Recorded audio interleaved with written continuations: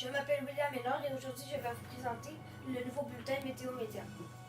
Il y a une semaine, le mont Sainte-Hélène est entré en éruption dans l'état de Washington, ici où est-ce que le petit cercle est la flèche. Ce monstre de 3000 mètres de hauteur est entré en éruption le 18 mai 8h32 1980. L'éruption est allée jusqu'à 500 km à l'heure, à une vitesse de 500 km à l'heure. Les débris se sont étendus sur 22 km et l'éruption a fait 500 fois la force de la bombe d'Hiroshima.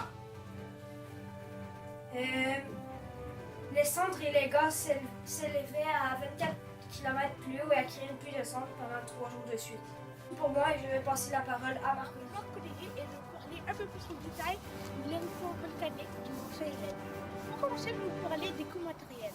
Il y a eu 450 millions pour la reforestation des forêts, 66 millions pour l'équipement forestier, 215 millions pour le dragage du fleuve Columbia, 39 millions pour les propriétés privées comme celle-ci qui n'est pas encore reconstruite, et surtout 1 million pour l'étude du volcan pour prévoir les prochaines éruptions.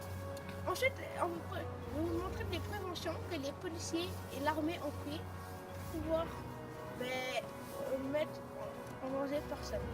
Déjà, ils ont commencé à faire évacuer tout le monde de la zone de danger et ne pas faire passer les avions autour de cette zone-là, puisque la fumée pouvait provoquer des arrêts de moteur.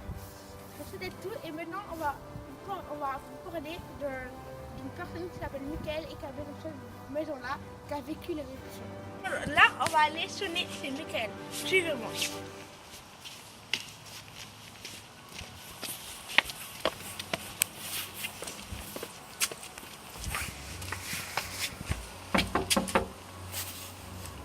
Il a l'air de pas répondre. Pas entendu. Oh, bonjour Michael. Chez nous. On Je vais avoir d'habitude le lac j'ai pas fait. Désolé, monsieur. Bon, apparemment, vous étiez là sur le lieu de l'éruption. Oui. Ok. Est-ce que vous connaissez un peu des informations sur ce qui s'est passé? Oui, les morts, les blessés, les maisons, le territoire des forêts de destruction, puis le pays s'y est développé ou pas. Est-ce que vous pouvez nous en dire plus un peu? Oui. On va commencer par les morts. Les morts, il y a eu 57 morts. 200 maisons détruites, exterminées. 250 blessés. Puis les forêts, il y a beaucoup de forêts qui ont été détruites. Puis c'est tout. Est-ce que vous trouvez que votre état, l'état de Washington est développé ou pas? Moi, je dirais que oui, il est vraiment beaucoup développé. Donc, qu'est-ce qui a fait un peu vous protéger plus que comparé à d'autres pays? Comment vous avez su qu'il y a eu l'éruption? Je veux dire quelque chose de bizarre. C'est comme si, tu sais, quand tu fais cuire un popcorn, là, tu fais pop, pop, pop, pop, pop. Ouais. J'entendais des genres de petits bruits, puis il faisait chaud comme si t'étais collé à la porte du micro-ondes.